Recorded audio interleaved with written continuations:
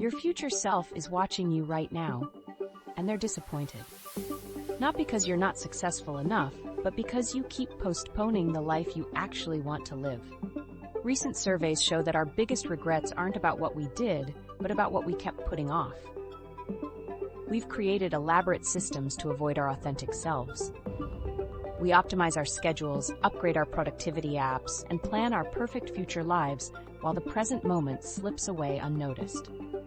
Ancient wisdom has a name for this behavior, and once you recognize it, you can't unsee it. The answer to why we do this comes from an unexpected source that saw right through our modern excuses centuries before they even existed. The ancient mirror that reflects our modern problem. The Roman philosopher Seneca wrote letters to his friend Lucilius nearly 2,000 years ago. In one of these letters, he asked a question that hits differently in 2025.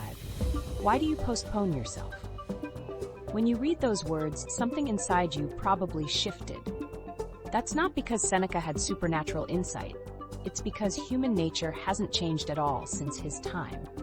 We still do the exact same things he observed in ancient Rome. We still delay what matters most while convincing ourselves we're being productive. You might think that with all our technological advances, we'd be better at living authentically. We have productivity apps, life coaches, meditation apps, and countless systems designed to help us optimize our existence. People use many different digital tools claiming to improve their life quality, yet somehow we're more disconnected from authentic living than previous generations. Many people feel like they're living someone else's life most of the time. Seneca would recognize this pattern immediately. He saw it in his own era when people postponed their authentic selves for political advancement, social status, or financial gain. The philosopher's letters contain observations that read like they were written yesterday. He writes about people who exhaust themselves acquiring things they don't need, who spend their best energy on work that doesn't fulfill them, who delay meaningful relationships for strategic networking. Sound familiar? His insights about postponement apply directly to our modern struggles with social media comparison, career anxiety, and the endless pursuit of optimization. He understood that humans have always chosen the complicated path to happiness when the simple path was available all along. What makes Seneca's ancient wisdom particularly relevant now is how our digital tools amplify these postponement patterns. We have more ways than ever to avoid authentic living. We can scroll instead of reflect, optimize instead of act, plan instead of begin. Studies show knowledge workers spend nearly 1 hour a day on productivity tools, but less than 15 minutes on meaningful work. Seneca would point out that we're using sophisticated tools to avoid the same simple truths he identified 2 millennia ago. The tension between what we think we want and what we actually need has only intensified since Seneca's time. He observed that people in ancient Rome convinced themselves they needed elaborate lifestyles to be happy, when happiness was available through simpler means. Today, we've created even more elaborate forms of self-deception. We tell ourselves we need the perfect morning routine, the right productivity system, the ideal work-life balance, and the optimal social media presence before we can start living authentically. Meanwhile, authentic living remains as accessible as it was in Seneca's day. Consider how we use the word eventually in our daily language. Eventually, I'll write that book. Eventually, I'll have that difficult conversation. Eventually, I'll pursue what I actually care about. Seneca noticed that eventually becomes a permanent address for most people. They set up entire lives in the waiting room of their authentic existence. Most working adults plan to eventually pursue their real interests once they achieve financial security, career advancement, or life stability. But these conditions keep shifting, ensuring that eventually never arrives. The philosopher's approach to examining this problem provides a framework for understanding our current digital age distractions. He looked at how people structured their days, where they directed their energy, and what they prioritized in their decision-making. When you apply this same lens to 2025 behaviors, patterns emerge immediately.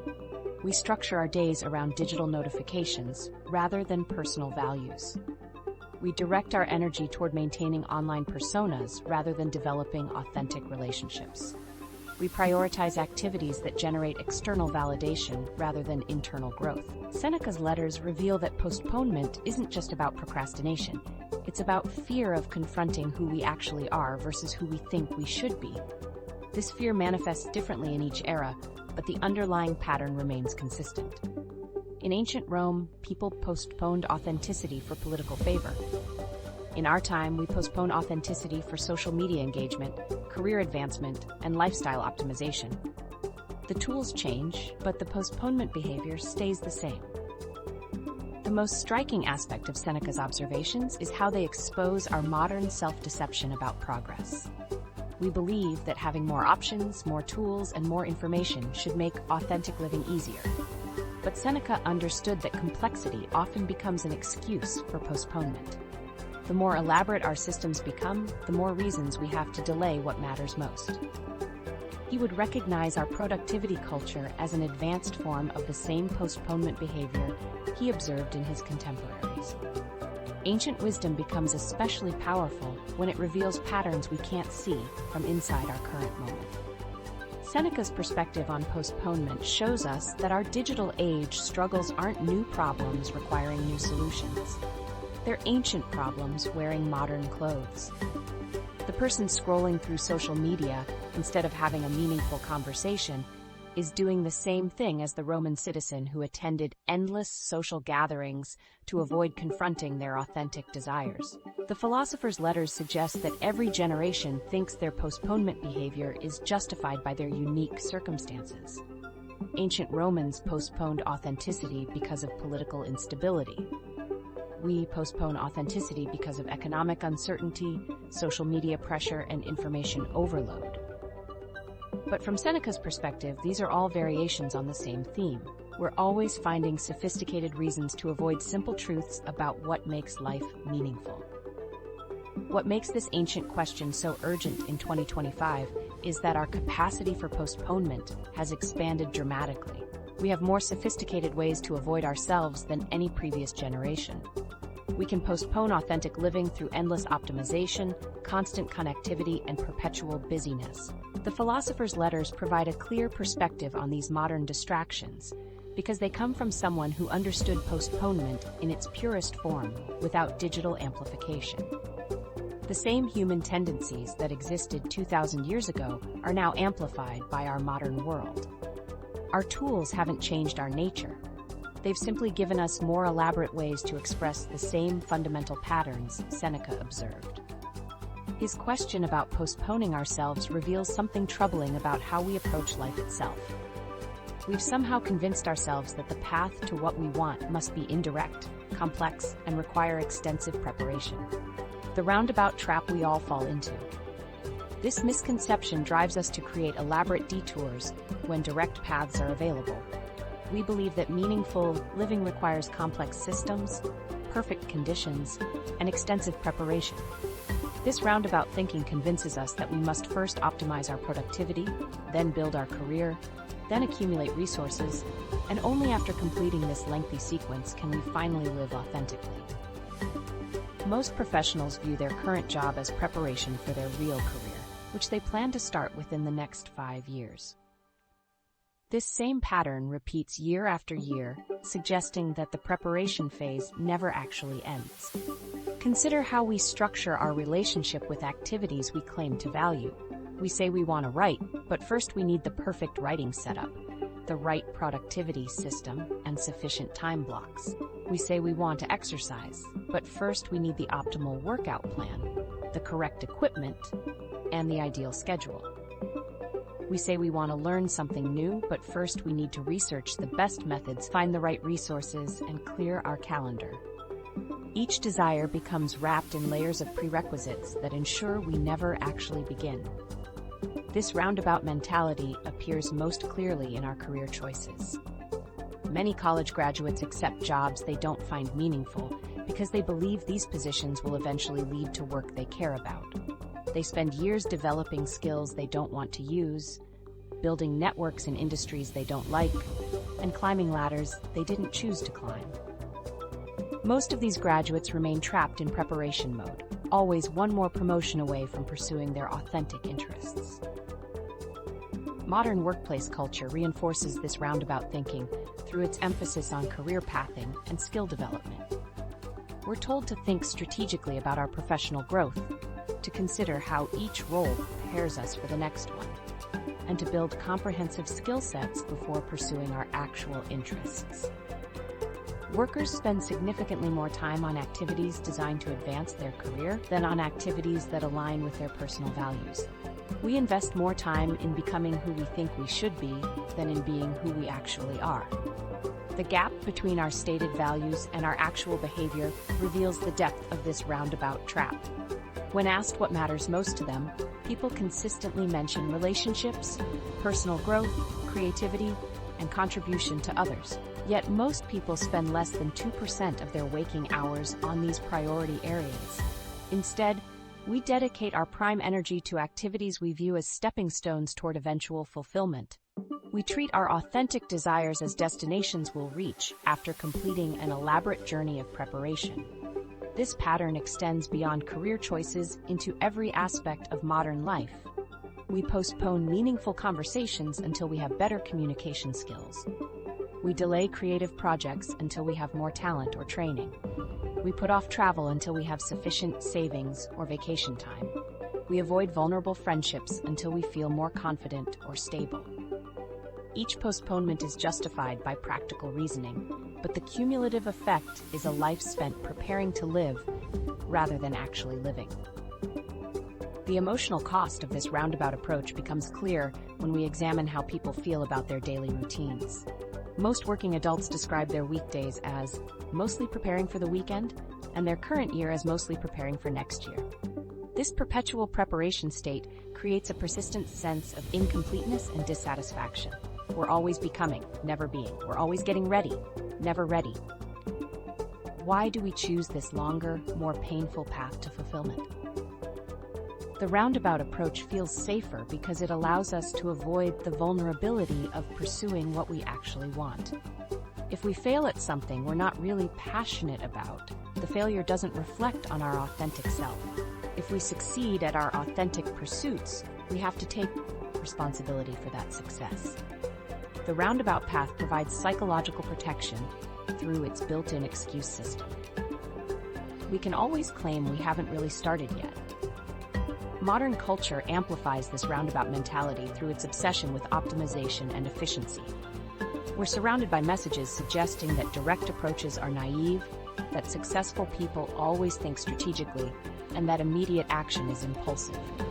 Self-help content has shifted dramatically toward complex systems and multi-step processes.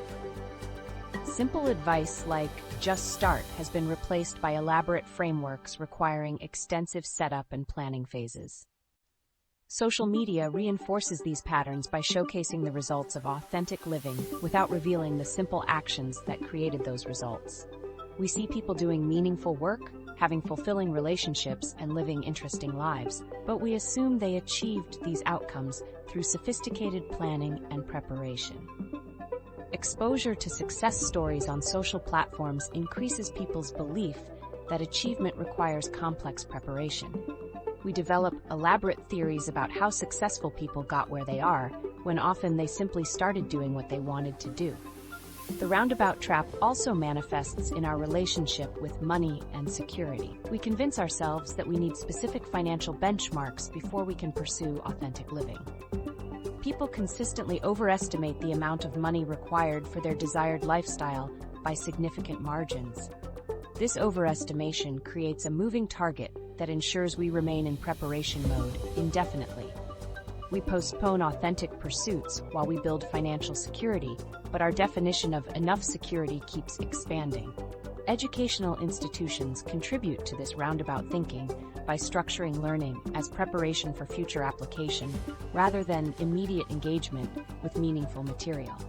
Students spend years studying subjects they don't care about because these subjects are supposedly prerequisites for eventually studying what they do care about. Most students view their current coursework as preparation for their real education, which they plan to pursue after graduation. This mindset continues into professional life, where we view our current skills as preparation for eventually using skills we actually want to develop. Technology companies profit from our roundabout mentality by selling us tools that promise to make authentic living easier in the future. We subscribe to productivity apps, planning systems, and optimization platforms because they offer the illusion of progress without requiring us to actually pursue our authentic interests. People spend significantly more money on apps and services designed to improve their future life quality than on activities that directly contribute to their current life satisfaction. The roundabout approach to life satisfaction creates a psychological paradox. The more elaborate our preparation becomes, the more distant our authentic goals appear. We develop complex systems for getting ready to live, but these systems become substitutes for actual living. We mistake motion for progress, preparation for action, and planning for doing. The roundabout path doesn't lead us closer to fulfillment. It leads us further away from it by creating an endless cycle of delay disguised as strategic thinking. This pattern becomes even more pronounced when we examine how our modern tools and systems promise to accelerate our journey toward authentic living, yet somehow manage to create even more elaborate forms of delay. The digital railroad: how modern speed creates more delay. Thoreau observed something fascinating about the railroad system that was transforming America in his time. People believed they could travel faster by train than on foot, but Thoreau calculated differently. He factored in the time required to earn money for the train ticket, and when you included those working hours, walking often proved faster than riding the rails. This insight applies perfectly to our digital age, except now we're dealing with something far more complex than train tickets. Consider the modern remote worker who uses digital tools to manage their work and coordinate with distributed teams. Many people know that remote work saves commuting time, yet they find themselves investing more hours juggling digital platforms, productivity software, and communication systems. Research from the Remote Work Efficiency Report shows that workers often spend significant portions of their day managing the very tools designed to make them more efficient. When you add the time spent earning money to pay for these tools, plus the time spent learning and maintaining them, the supposed efficiency gains disappear entirely. The gig economy creates an even more striking version of Thoreau's railroad paradox. Freelancers and independent contractors often work 60 or 70 hours per week to achieve the income that traditional employees earn in 40 hours. They justify this extra time investment by pointing to the flexibility and autonomy that gig work provides. Yet most gig workers spend less time on personal pursuits than traditional employees. They're working longer hours for the promise of eventually having more time for what matters to them. But that eventual freedom never materializes because they're always hustling for the next project. Our modern productivity systems have become elaborate versions of Thoreau's train ticket. We purchase project management software, time tracking apps, calendar systems, note-taking platforms, and communication tools. Each purchase promises to save us time and increase our efficiency. The average knowledge worker uses multiple different apps and platforms to manage their work and personal life. They spend significant time each day just switching between these various systems and keeping them synchronized. The subscription economy exploits our railroad mentality by selling us monthly access to efficiency. We pay for cloud storage, productivity suites, meditation apps, fitness platforms, and learning systems. Each subscription represents a small monthly investment in our future improved life. The average household maintains dozens of active digital subscriptions, spending hundreds of dollars per month on services designed to make life easier or more fulfilling. Yet life satisfaction scores have declined consistently even as subscription spending has increased. Think about how we approach something as simple as writing. Previous generations grabbed a pen and paper and started writing. Today, we research the best writing apps, compare note-taking systems, watch productivity tutorials, and set up elaborate workflows before we write a single word. Aspiring writers spend extensive time researching and setting up their writing systems before they begin their first project. Many never move beyond the setup phase because they become trapped in an endless cycle of optimization. The promise of artificial intelligence and automation creates another layer of the railroad paradox. We're told that AI will handle routine tasks, freeing us to focus on meaningful work. Yet workers who adopt AI tools often spend more time, not less, managing and training these systems. They work longer hours to afford the subscriptions and hardware required for AI integration, then spend additional time learning how to use these tools effectively. The time saved by automation gets consumed by the overhead of managing the automation itself. Social media platforms function as digital railroads that promise to connect us with others more efficiently than traditional communication. We can reach hundreds of people instantly through posts and messages. But people who spend more time on social media report feeling more isolated and less connected to others. The time spent managing online relationships comes at the expense of deeper, more meaningful connections. We're communicating faster, but connecting less effectively. The modern workspace exemplifies this digital railroad thinking. Companies invest heavily in collaboration platforms, project management systems, and communication tools that promise to make teams more productive. Employees in highly digitized workplaces spend significantly more time in meetings and administrative tasks than employees in traditional offices. The tools designed to streamline work have created new categories of work that didn't exist before. We're working faster, but accomplishing less of what actually matters. Online learning platforms represent another version of the railroad ticket. We purchase courses, certification programs, and skill-building platforms because they promise to accelerate our professional development. People who complete online courses spend extensive time per course, including time spent on platform navigation, technical issues, and administrative tasks. Most traditional apprenticeships or mentorship relationships would provide equivalent learning in fewer total hours and with more practical application. The fitness and wellness industry has created digital railroads for health improvement. We buy fitness apps, wearable devices, meal planning services, and wellness platforms. Each purchase promises to make healthy living easier and more efficient. People who use multiple health and fitness apps spend more time managing their health data than people who maintain simple analog routines. The technology designed to simplify healthy living has made it more complex and time-consuming. Our always-on, always-optimizing culture creates a perpetual state of preparation rather than action. We're constantly updating our systems, learning new tools, and optimizing our workflows. People spend significant time each day on activities they classify as life improvement or optimization. This includes managing productivity apps, updating digital systems, and consuming self-improvement content.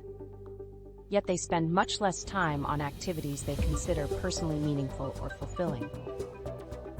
The hidden cost of our digital efficiency tools extends beyond time and money to include cognitive overhead. Managing multiple platforms, remembering various passwords, and keeping different systems synchronized requires mental energy that could be directed toward authentic pursuits. People who use fewer digital tools report higher levels of mental clarity and creative thinking, even though they may appear less efficient by conventional productivity metrics. Photography provides example of how digital tools can create delay rather than efficiency. Previous generations took photos and developed them, creating immediate physical memories. Today, we take thousands of digital photos that require sorting, editing, organizing, and backing up. People spend more time managing their photo libraries than they do actually taking photos. The convenience of digital photography has created a burden of digital asset management that consumes the time we thought we were saving. Like Thoreau's walker versus train passenger, those who choose simpler approaches often reach their desired outcomes faster than those who invest in complex digital systems. The person who writes in a notebook may produce more completed work than someone who spends weeks perfecting their digital writing setup. The individual who exercises in their living room may maintain better fitness than someone who optimizes their workout app and gym schedule. This pattern of choosing complexity over simplicity doesn't just affect our productivity systems. It shapes how we begin each day, often determining whether we'll spend the morning betrayal, how we start each day wrong. The first decision you make each morning reveals whether you'll spend the day living authentically or postponing yourself for another 24 hours. Yet most of us sabotage ourselves within minutes of opening our eyes. We reach for our phones before we've even sat up in bed, immediately flooding our consciousness with other people's priorities, problems, and perspectives. Most of us check our phones within minutes of waking up, filling our minds with others' priorities before we've even acknowledged our own thoughts. These habits represent millions of people who begin each day by abandoning their own mental clarity in favor of digital noise. Consider what happens in your mind during those first few moments of consciousness. You wake up with a clean slate, free from the previous day's anxieties and disappointments. Your brain hasn't yet activated its default patterns of worry, comparison, and distraction. You have a brief window of mental clarity and possibility. Then you grab your phone, and within seconds you're scrolling through social media feeds, reading news headlines, or responding to messages. People who check their phones immediately upon waking experience significantly higher anxiety levels throughout the day, compared to those who delay phone usage by at least 30 minutes. This morning betrayal extends beyond social media consumption to include how we structure our entire wake-up routine.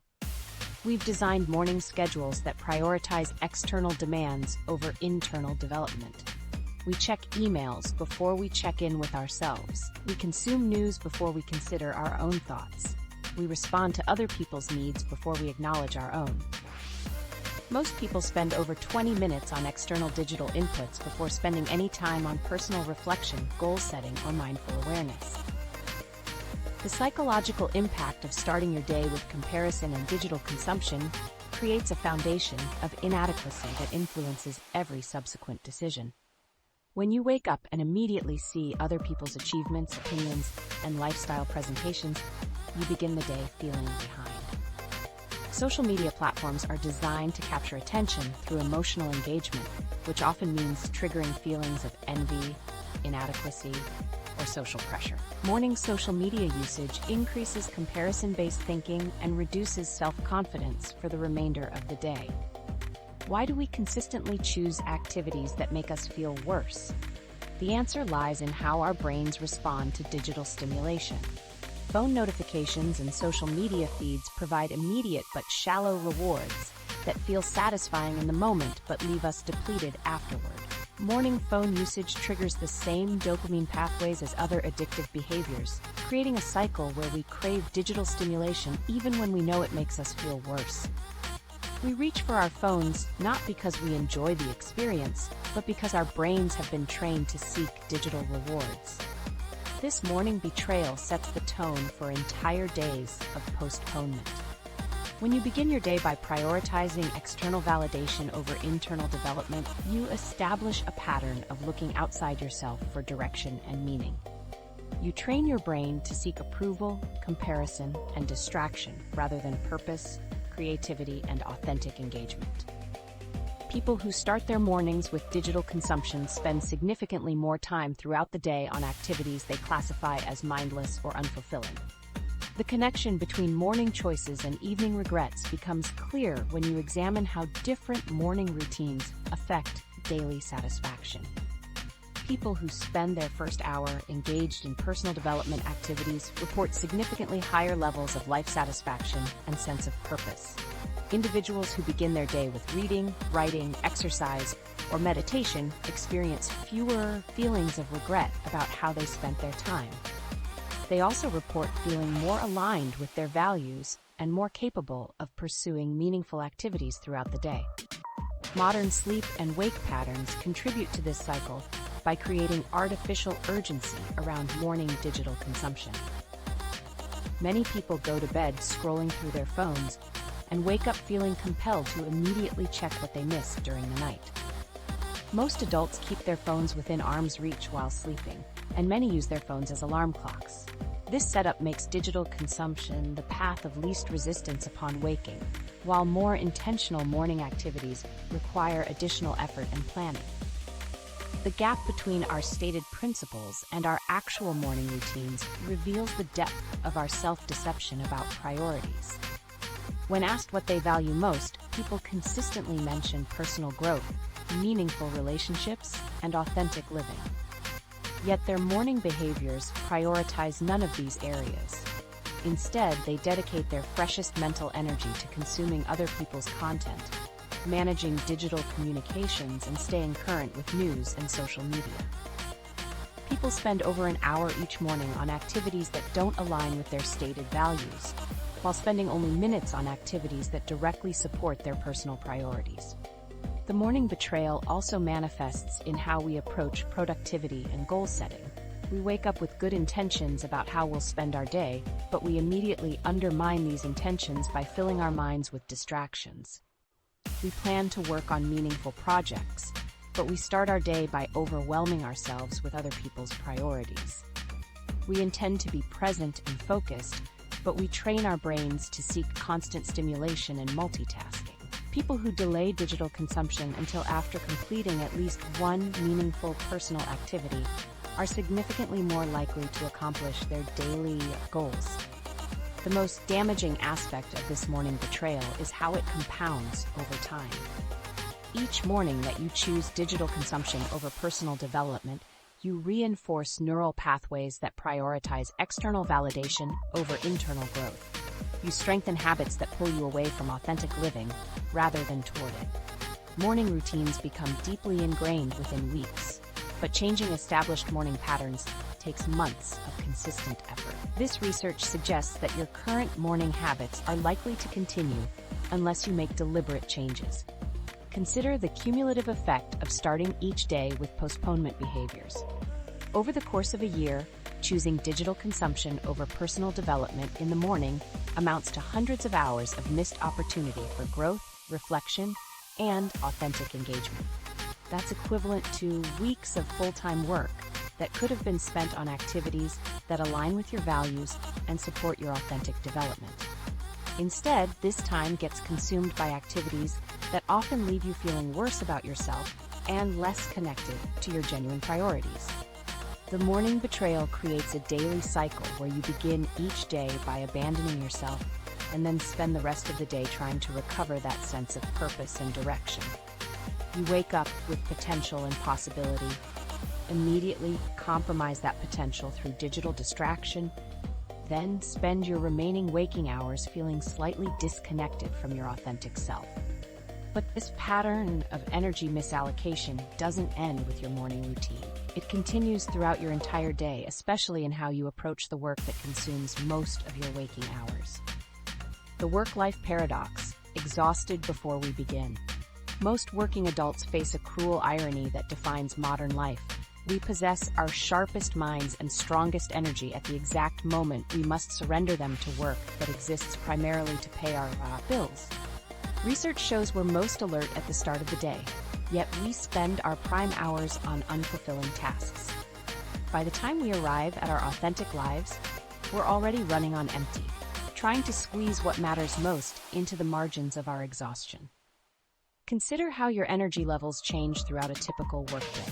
You begin the morning capable of deep thinking, creative problem solving, and meaningful engagement. Your brain processes information quickly, your emotional regulation is strong, and your capacity for learning and growth is at its peak. Then you spend the next 8 to 10 hours in meetings that could have been emails, on projects that don't utilize your strengths, and in environments that drain rather than energize you. The average office worker experiences significant decline in cognitive performance and creative thinking capacity between morning and evening hours. The irony becomes stark when you examine what we do with our remaining energy. After spending our prime hours on work that doesn't fulfill us, we try to squeeze our authentic lives into whatever's left. We attempt to pursue creative projects when we're cognitively depleted. We try to have meaningful conversations when we're emotionally exhausted. We expect ourselves to engage in personal growth when we've already used up our mental resources on someone else's priorities. People who work in fulfilling careers are significantly more likely to pursue personal growth activities in their free time, not because they have more time, but because they have more energy. Modern work culture creates a particular kind of exhaustion that goes beyond physical tiredness. It's the fatigue that comes from spending your days doing things that don't align with your values, using skills you don't care about developing, and contributing to outcomes that don't matter to you. Most employees describe their work as energy draining rather than energy giving. These workers arrive home each day feeling depleted, not because they worked hard, but because they worked hard on things that didn't engage their authentic selves. The emotional toll of this backwards prioritization extends far beyond individual satisfaction. When we consistently spend our best energy on work that doesn't fulfill us, we develop a sense of disconnection from our own lives. We feel like spectators in our own existence, watching our most productive hours disappear into activities that don't reflect our values or utilize our strengths. People who spend most of their waking hours on work they don't find meaningful report feeling disconnected from their authentic self at significantly higher rates than those whose work aligns with their values. We justify this backwards energy allocation through financial necessity arguments, but these justifications often mask deeper fears about pursuing authentic work. We tell ourselves we have no choice but to exhaust ourselves on unfulfilling work because we need the income, the benefits, or the security. Yet, people who transition to more meaningful work typically experience only modest decreases in income during the first year, while reporting dramatic increases in life satisfaction and daily energy levels. The difference between being busy and being purposeful becomes clear when you examine how people feel about their work at the end of each day. Those engaged in purposeful work, even when that work is challenging or demanding, report feeling energized rather than depleted. They describe their work as hard but rewarding, rather than exhausting but necessary. People whose work aligns with their values experience what researchers call sustainable energy expenditure, where challenging work actually increases rather than decreases their overall energy levels. Remote work has intensified rather than solved this problem because it has blurred the boundaries between work and life without changing the fundamental nature of the work itself. Many remote workers spend even more hours on unfulfilling tasks because they can work from anywhere at any time. Remote employees work longer per day than office-based employees on average, and they report higher levels of work-life integration stress. The physical separation from traditional office environments hasn't created more energy for authentic living. It has simply extended the reach of energy-draining work into previously protected personal spaces. What would happen if we reversed this energy allocation? Studies following individuals who structured their days around their natural energy rhythms rather than traditional work schedules show remarkable results. These participants allocated their peak energy hours to work that aligned with their values and used their lower energy periods for routine tasks and administrative work. After 6 months, they reported dramatically higher levels of life satisfaction, better physical health metrics, and greater sense of purpose in their daily activities. The corporate world has begun to recognize this energy allocation problem, but most solutions focus on managing exhaustion rather than preventing it. Companies offer wellness programs, mental health resources, and work-life balance initiatives. But these programs treat symptoms rather than causes. While these initiatives improve employee satisfaction scores, they don't significantly increase engagement with meaningful personal activities outside of work. Workers still arrive home too depleted to pursue their authentic interests. The most damaging aspect of this work-life paradox is how it creates a cycle of postponement that becomes self-reinforcing. We tell ourselves we'll pursue our authentic interests once we advance in our careers, earn more money, or achieve greater job security. But advancing in careers that don't fulfill us requires even more energy expenditure on work that doesn't align with our values. People who pursue traditional career advancement in fields that don't fulfill them experience progressively higher levels of exhaustion and lower levels of personal satisfaction with each promotion. Consider the long-term consequences of spending decades directing your best energy toward work that doesn't matter to you. People who spent their careers in unfulfilling work struggle to engage in meaningful activities even after retirement. They describe feeling out of practice with their authentic interests and report difficulty accessing the sense of purpose and engagement they postpone throughout their working years. This backwards system ensures that we consistently underperform in both areas, never bringing our full capacity to work that matters or to life that fulfills us. We arrive at our real lives already depleted because we've spent our best energy on our least important work, creating a daily cycle where authenticity becomes something we're too tired to pursue. But perhaps the most insidious aspect of this energy misallocation is how we justify it through our relationship with money, convincing ourselves that financial concerns must take precedence over everything else that matters. The financial security excuse, when money becomes the master.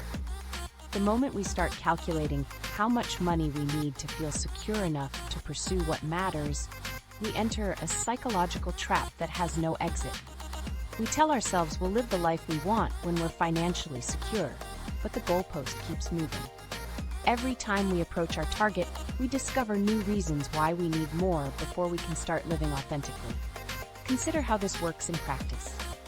When you receive a raise or promotion, you don't maintain your previous spending level and use the extra income to pursue meaningful activities. Instead, you upgrade your housing, car, clothing, and entertainment to match your new income level. Most people who receive significant salary increases spend the entire increase on lifestyle upgrades within 6 months. They end up with the same financial stress as before, but now at a higher income level. The additional money doesn't create more freedom for authentic pursuits. It creates new obligations that require continued high earnings. The psychological trap of always needing just a little more security reveals itself most clearly in retirement planning. People postpone meaningful living because they need to save for retirement, but their retirement savings goals keep expanding as their lifestyle expectations grow. The average projected retirement savings need has increased dramatically over the past decade, not because retirement costs have increased proportionally, but because people's expectations for retirement lifestyle have inflated dramatically. They imagine needing massive savings to maintain lifestyles they don't actually enjoy in their current lives. Financial anxiety often masks deeper fears about authentic living that have nothing to do with money. When you examine what people actually fear about pursuing their authentic interests, financial concerns usually serve as socially acceptable covers for more vulnerable fears about failure, judgment, or inadequacy. People who postpone meaningful work due to financial concerns typically have enough savings to survive a career transition for 8 to 14 months. Yet they convince themselves they need 3 to 5 years of expenses saved before making any changes. The real fear isn't financial ruin, it's the emotional risk of pursuing what they actually care about. Consumer culture exploits our postponement tendencies by creating artificial urgency around financial goals that have nothing to do with authentic living. Advertisements convince us that we need specific cars, homes, gadgets, and experiences to be happy, then tie these desires to our sense of financial security. People who consume more advertising content report higher levels of financial stress, even when their actual financial situations remain unchanged. The exposure to lifestyle marketing creates new categories of needs that must be financially secured before pursuing authentic interests.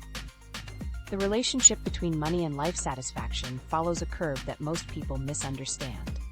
Research consistently shows that income increases life satisfaction up to a certain point, after which additional income provides diminishing returns. Life satisfaction increases significantly with income up to approximately $65,000 per year, then plateaus regardless of further income increases. Yet people continue to pursue higher incomes well beyond this point, believing that more money will eventually unlock greater life satisfaction. They postpone authentic living while chasing income levels that won't actually improve their well-being. Financial planning can become another elaborate form of life avoidance when it focuses on optimizing future security rather than enabling present, authentic living. People spend significantly more time per week managing investments, reading financial advice, and optimizing their saving strategies than they spend on activities they consider personally meaningful. They invest more time in managing money than in pursuing the activities that money is supposed to support. The financial planning becomes an end in itself rather than a means to authentic living. Examine how people discuss their financial goals versus their happiness metrics. When asked about their financial objectives, people provide specific numbers, timelines, and strategies.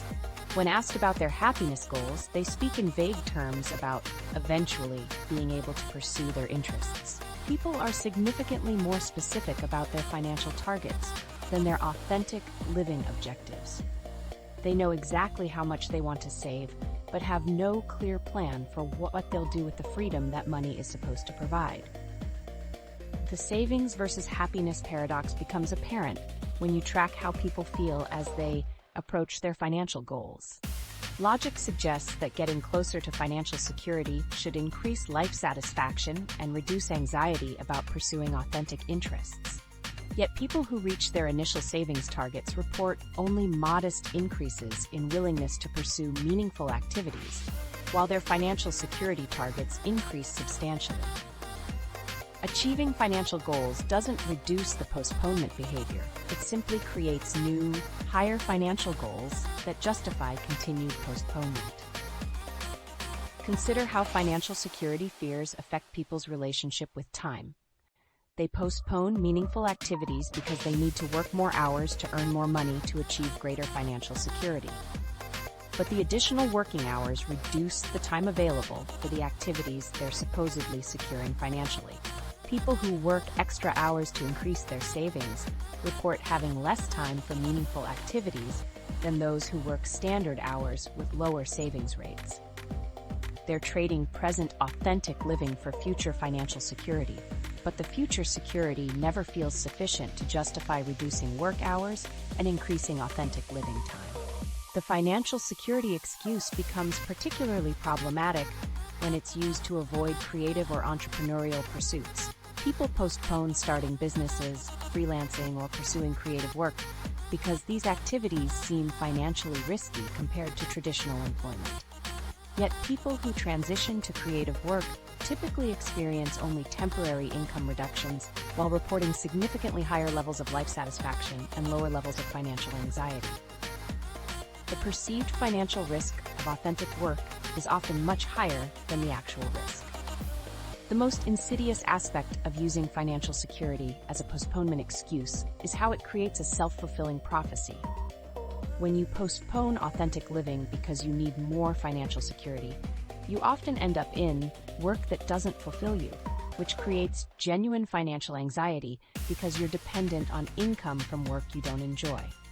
This anxiety then justifies continued postponement of authentic pursuits, creating a cycle where financial fear becomes both the cause and the result of avoiding meaningful work.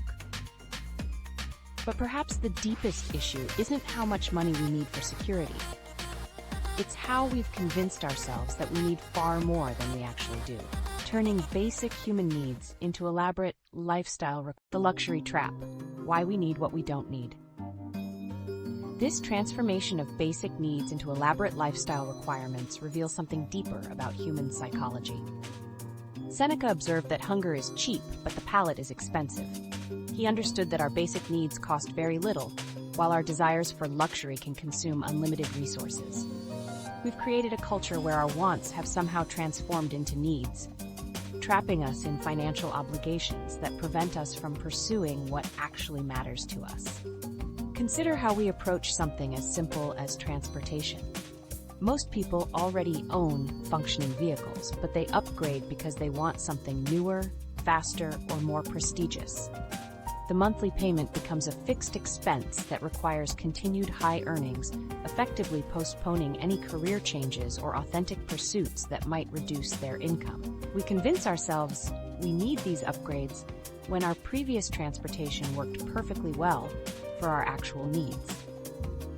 Housing costs reveal an even more dramatic version of this luxury trap. People consistently choose homes that are larger and more expensive than they need for their actual living requirements. They justify these purchases by calling them investments, but they're actually buying lifestyle fantasies rather than practical shelter. The larger mortgage payments require both partners in a relationship to work full-time, often in jobs they don't enjoy, to afford homes that are supposed to make them happy but actually trap them in work that prevents happiness. These adult choices are driven by childhood fantasies of success that have nothing to do with actual adult satisfaction. People's luxury purchases consistently reflect what they imagined wealthy adults owned when they were children. They buy expensive watches, luxury cars, and oversized homes, not because these items improve their daily lives, but because they represent the symbols of success they absorbed during their formative years.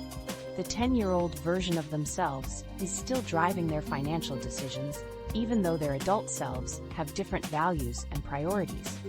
The gap between what we need and what we think we need becomes obvious when you examine how people feel about their purchases after the initial excitement wears off.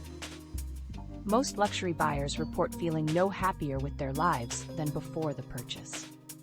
However, they report feeling more financially stressed due to the ongoing payments. They traded authentic living opportunities for possessions that don't actually improve their well-being. Marketing exploits our postponement psychology by selling us the fantasy that luxury purchases will somehow make us feel more successful, confident, or fulfilled. Advertisements don't sell products, they sell identities. Luxury marketing specifically targets people's insecurities about their current life circumstances. The implicit message is that purchasing expensive items will transform you into the person you want to be, allowing you to postpone the actual work of becoming that person.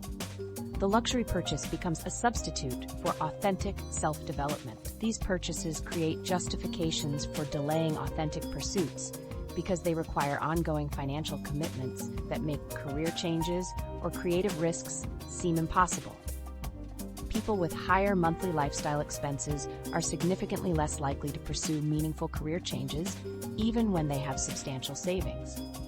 The monthly payments create a sense of financial obligation that overrides their desire for authentic work. They convince themselves they can't afford to pursue what matters to them because they need to maintain their lifestyle expenses. Social media amplifies these luxury expectations by creating constant exposure to other people's expensive possessions and lifestyle choices. People who spend more time on social media platforms increase their perceived need for luxury items substantially. They develop shopping lists based on what they see others purchasing, rather than what would actually improve their own lives.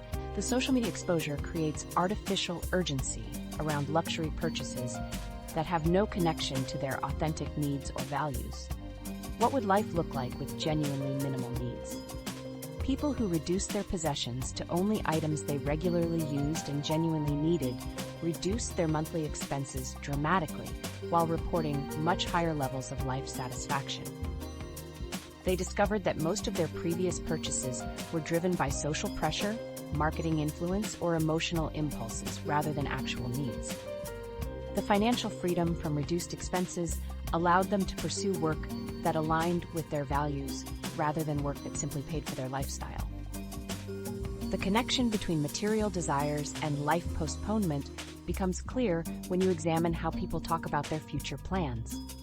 They consistently mention wanting to pursue creative projects, start businesses, or engage in meaningful work, but they postpone these activities because they need to maintain their current income to afford their lifestyle expenses. Most people who postpone authentic pursuits cite lifestyle expenses as the primary obstacle, even though these same expenses were optional choices they made in the past. Consider how subscription services and recurring payments create ongoing luxury traps. The average household maintains dozens of active subscriptions, from streaming services to fitness apps to meal delivery systems. Each subscription seems affordable individually, but collectively they represent hundreds of dollars per month in recurring expenses that didn't exist in previous decades. These subscriptions create the illusion of luxury and convenience, while actually increasing financial stress and reducing available resources for authentic pursuits. The luxury trap extends beyond individual purchases to include entire lifestyle categories that people convince themselves they need. People regularly upgrade their standards for clothing, entertainment, travel, and dining without consciously deciding to do so. They gradually increase their spending in these categories because they believe their current income level requires a certain lifestyle standard. The upgraded lifestyle becomes a new baseline that they feel obligated to maintain, even if it prevents them from pursuing more meaningful activities. The most insidious aspect of the luxury trap is how it creates a cycle where expensive purchases require continued high earnings, which prevent the time and energy needed for authentic living, which creates emotional dissatisfaction, which drives more luxury purchases as compensation. People who spend more on luxury items report higher levels of work stress and lower levels of life satisfaction, yet they continue increasing their luxury spending in an attempt to improve their emotional well-being. Most of our financial stress comes from wants we've convinced ourselves are needs, keeping us trapped in the postponement cycle, where we work to afford lifestyles that prevent us from living authentically. But this pattern of choosing complexity over simplicity extends beyond our material possessions into how we approach the relationships that are supposed to provide meaning and connection in our lives. The social circle illusion, chasing connections that don't connect. We construct elaborate social networks while avoiding the vulnerability that creates actual friendship. The average adult maintains contact with hundreds of people through various social media platforms, yet reports having only a handful of people they would call during a personal crisis. We've become skilled at managing impressive social portfolios, while postponing the intimate connections that provide genuine support and understanding.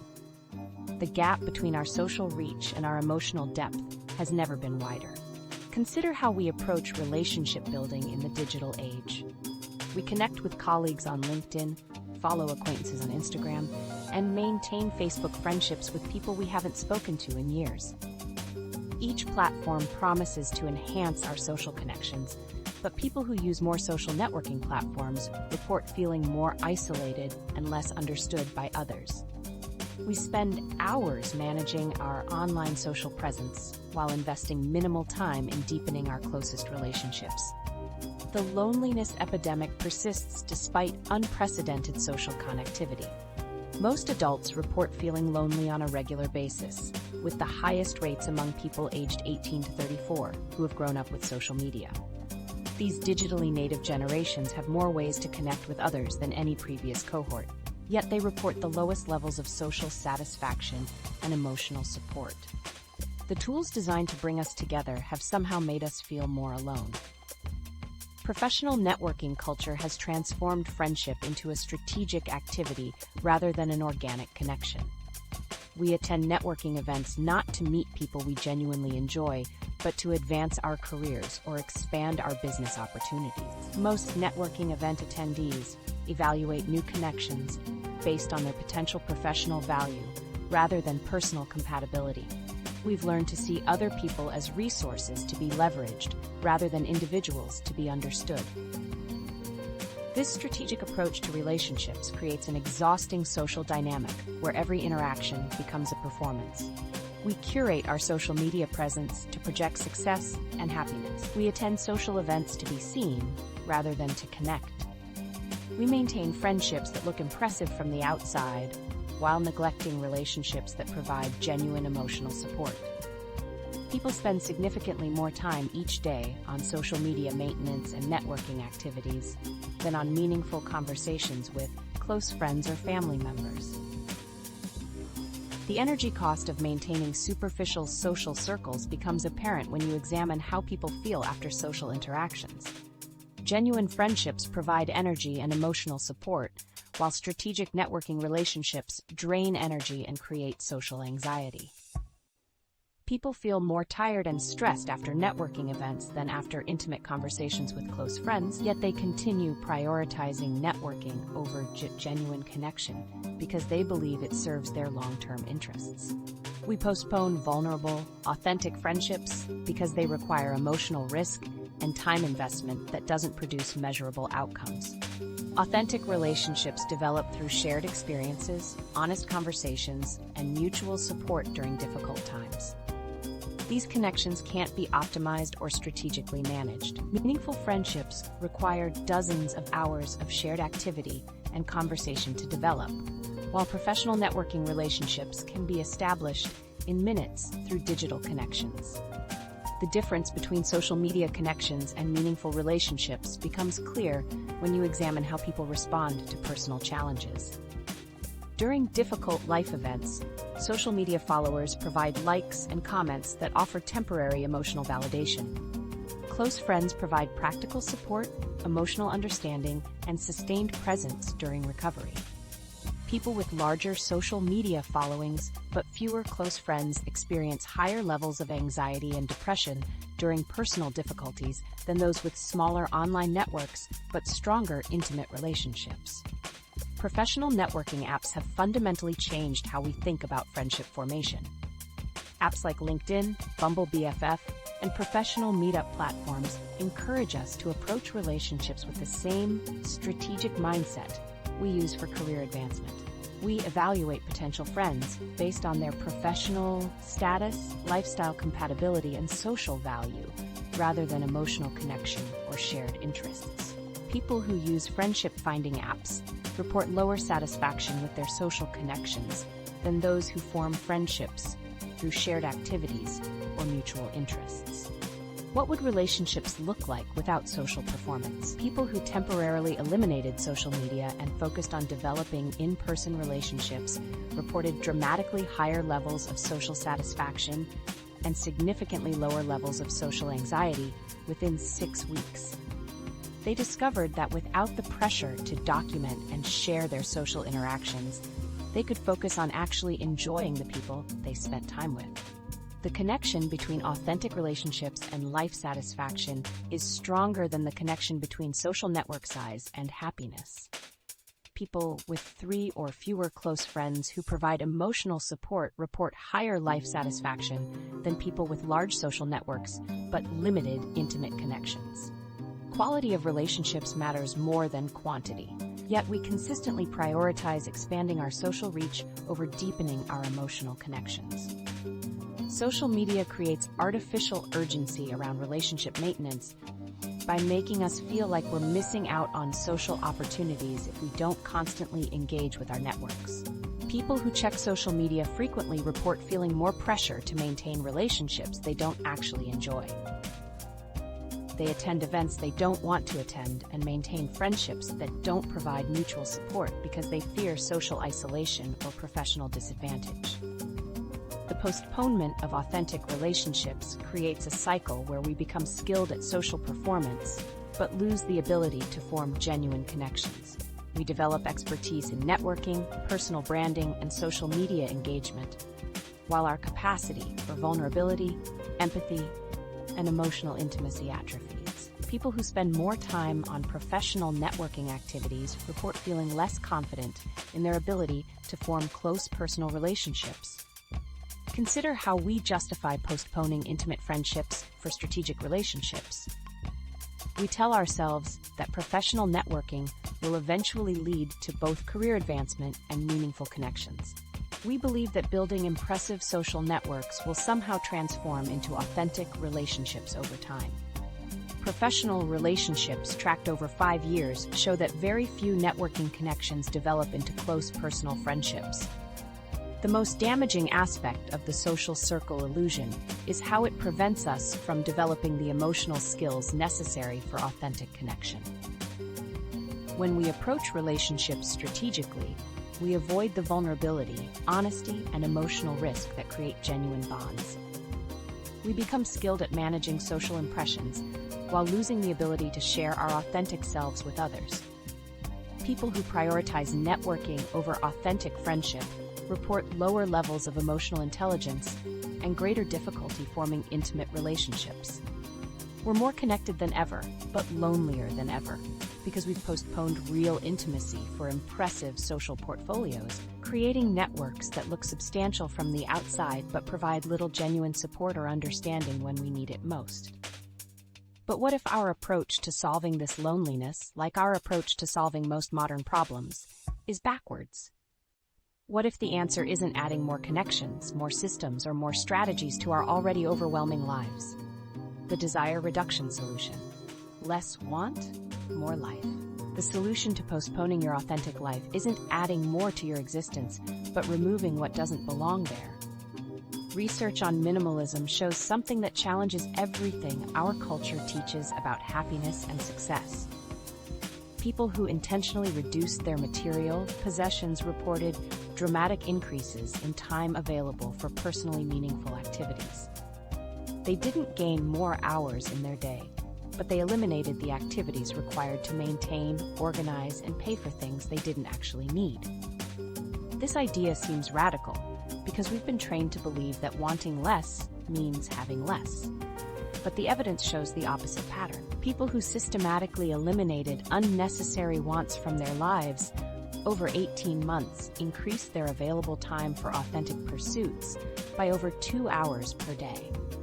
They weren't depriving themselves of anything important. They were removing obstacles that prevented them from engaging with what mattered most to them. The difference between desire reduction and deprivation becomes clear when you examine what people actually eliminate versus what they fear losing. Studies on minimalist transitions found that people who reduce their possessions and commitments consistently report missing only a tiny fraction of what they eliminated after 6 months. The vast majority consisted of items they owned but didn't use, activities they participated in but didn't enjoy, and goals they pursued but didn't value. They discovered that most of their desires were artificial constructs rather than genuine needs. Consider how Sarah, a marketing executive from Denver, approached this process. She tracked every purchase, subscription, and time commitment for 3 months, then categorized each item as either supporting her authentic interests or serving some other purpose. She discovered that most of her monthly expenses went toward maintaining a lifestyle she didn't particularly enjoy. Her gym membership sat unused while she preferred walking outdoors. Her meal delivery service provided convenience but eliminated the cooking hobby she missed. Her streaming subscriptions offered endless entertainment options but crowded out the reading time she valued more. The practical process of identifying unnecessary wants requires honest examination of the gap between your stated values and your actual spending patterns. People typically spend less than a quarter of their discretionary income on activities that align with their expressed values. The remaining portion goes toward purchases driven by social pressure, marketing influence, convenience, or impulse. These expenditures don't improve their lives, but they do require ongoing financial commitments that prevent career changes or authentic pursuits. Reducing desires creates immediate space for postponed, authentic activities because it eliminates the maintenance overhead that consumes your time and energy. Every possession requires storage, organization, cleaning, and eventual replacement. Every subscription requires management, usage decisions, and renewal choices. Every social commitment requires scheduling, preparation, and follow-through. People spend nearly 2 hours per day on activities related to maintaining, organizing, or managing their possessions and commitments. The difference between living driven by purpose rather than acquisition becomes obvious when you examine how people make decisions throughout their day. Acquisition-driven individuals constantly evaluate opportunities based on what they might gain, accumulate, or optimize. Purpose-driven individuals evaluate opportunities based on alignment with their values and contribution to their authentic development. Purpose-driven individuals report significantly higher levels of decision satisfaction and much lower levels of choice overwhelm. Marcus, a software engineer from Portland, exemplifies this transformation. He eliminated his expensive car payment, moved to a smaller apartment, and reduced his possessions to items he regularly used. These changes reduced his monthly expenses by over $2,000, allowing him to transition to part-time freelance work and spend 3 days per week on photography projects he'd postponed for years. His income decreased substantially, but his life satisfaction increased dramatically because he could finally pursue work that aligned with his authentic interests. The connection between simplicity and authenticity exists because complexity often serves as a sophisticated avoidance mechanism. When your life is filled with possessions to maintain, subscriptions to manage, and commitments to fulfill, you have built-in excuses for postponing what matters most. People with simpler lifestyles are significantly more likely to engage in activities they consider personally meaningful on a daily basis. Simplicity removes the structural barriers that prevent authentic living. Successful examples of people who chose less and gained more consistently follow similar patterns. They begin by tracking their current resource allocation, identify mismatches between their values and their spending, eliminate commitments that don't serve their authentic development, and redirect their freed resources toward activities that align with their genuine interests. People who complete this process systematically are much more likely to maintain their simplified lifestyle long-term, compared to those who make impulsive reductions. The fear around wanting less stems from concerns about social judgment and missed opportunities. We worry that reducing our desires will make us appear unsuccessful or cause us to miss out on experiences that might improve our lives. While most people believe others will judge them negatively for living more simply, very few actually experience negative social reactions. Most people respond positively to others who prioritize authentic living over material accumulation. What life feels like when driven by purpose rather than acquisition becomes clear through the daily experience reports from people who have made this transition. They describe waking up with clarity about their priorities rather than anxiety about their obligations. They report feeling more present during activities because they're not mentally managing complex schedules or financial pressures. They experience deeper satisfaction from their work because they've eliminated the financial pressures that force them to accept unfulfilling employment. After reducing unnecessary desires, people report dramatically fewer moments of feeling overwhelmed, significantly more moments of feeling aligned with their values, and substantially more moments of feeling engaged with their current activity. They weren't experiencing different activities, they were experiencing their activities differently. The speed at which desire reduction creates space for authentic living surprises most people who try this approach. Unlike other life changes that require months or years to show results, eliminating unnecessary wants provides immediate relief from the maintenance overhead that prevents authentic pursuits. People who eliminate major unnecessary expenses or commitments report noticeable increases in available time and energy within the first week. The fastest path to the life you want is wanting less of what you don't need, because every eliminated desire removes a barrier between you and authentic living, while every added desire creates new maintenance requirements that consume the time and energy you need for what matters most. But even with this clarity about what needs to be removed, most people still hesitate at the threshold of actually beginning their authentic life. Cutting the knot, the radical act of starting now. The most radical act you can perform is starting immediately with whatever resources, knowledge, and circumstances you have right now. This terrifies most people because we've convinced ourselves that authentic living requires perfect conditions, optimal timing, and complete preparation. People who stop postponing and begin pursuing their authentic interests without waiting for ideal circumstances consistently report higher life satisfaction than those who continue planning and preparing for future authentic living. Consider Jessica, a 34-year-old accountant from Austin who wanted to become a freelance writer. She spent 2 years researching the best writing courses, building the perfect home office, and saving money for the transition. Meanwhile, her colleague David simply started writing articles during his lunch breaks and posting them online. By the time Jessica felt ready to begin, David had already built a client base and transitioned to full-time freelance writing. People who start immediately with imperfect conditions reach their authentic career goals significantly faster than those who wait for optimal circumstances. The fear and resistance that comes with authentic living stems from our belief that we need permission, credentials, or external validation before we can pursue what matters to us. We imagine that authentic living requires dramatic life changes that will disrupt our stability and disappoint the people who depend on us. Most people overestimate the risks of pursuing their authentic interests by substantial margins. They envision catastrophic outcomes that rarely occur when they actually begin taking authentic action. Starting now is actually less risky than continuing to postpone, because postponement itself carries significant costs that compound over time.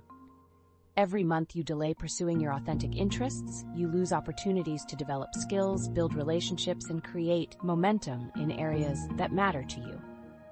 People who delay pursuing meaningful work for 5 years require additional years to reach the same level of satisfaction as those who begin immediately. The supposed safety of postponement is actually a guarantee of extended dissatisfaction. The practical first steps for ending the postponement cycle involve taking the smallest possible action in the direction of your authentic interests today. If you want to write 1 paragraph.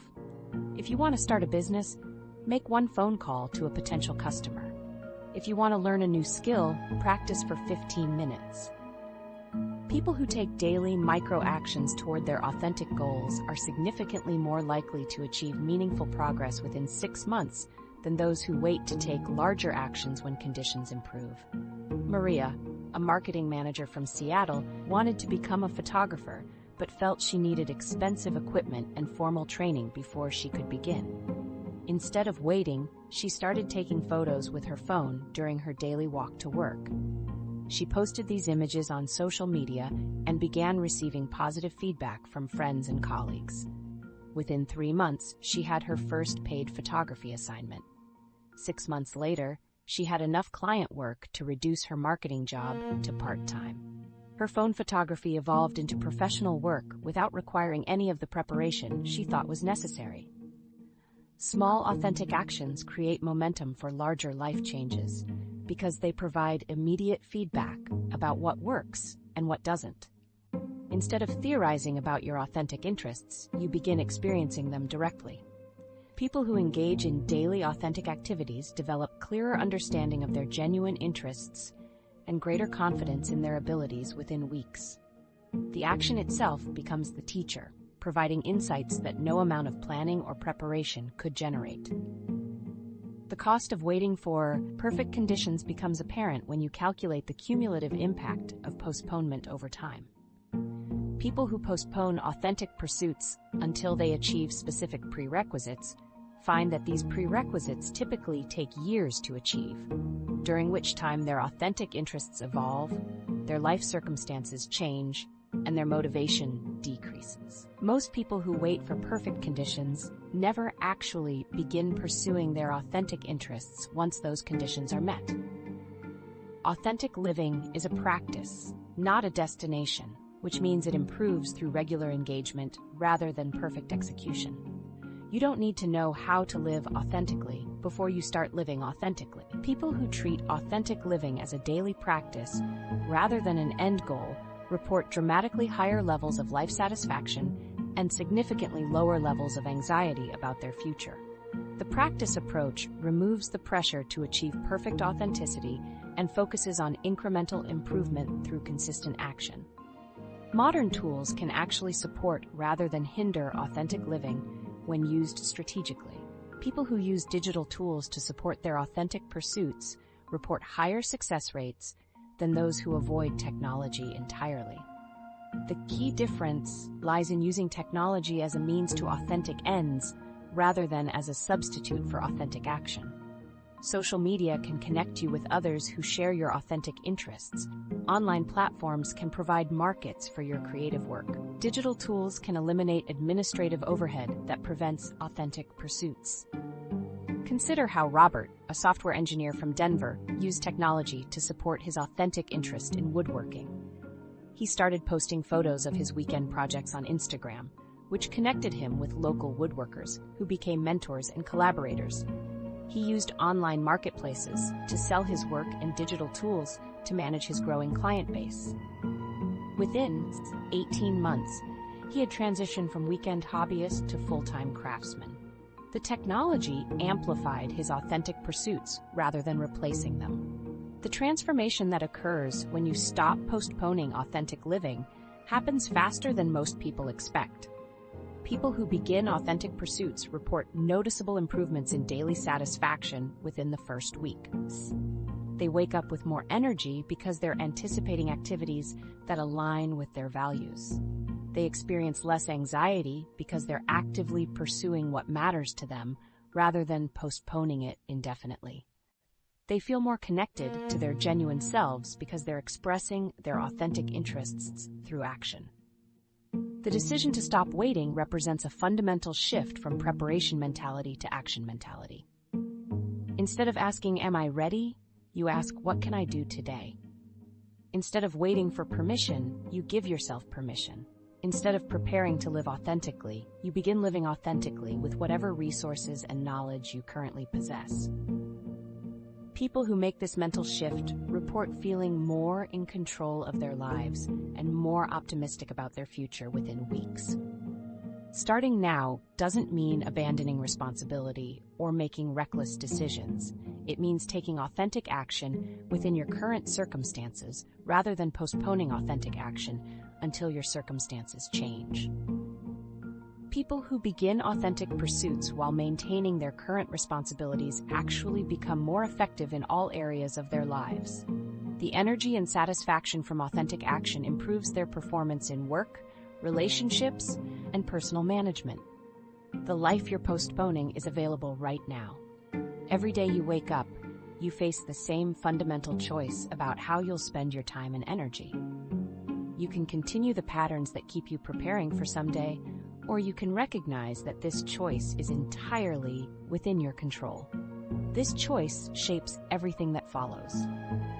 Postponement is a decision you make every single day, and you can choose differently starting today. Right now, think of one thing you've been putting off that actually matters to you. Not something you think you should do, but something you genuinely want to pursue. Whatever came to mind, do something about it in the next hour. Write one paragraph, make one phone call, take one photo, practice for 10 minutes. Your authentic life is not waiting for you in some future destination. It's available right now, in this moment, through the simple act of beginning what you've been postponing.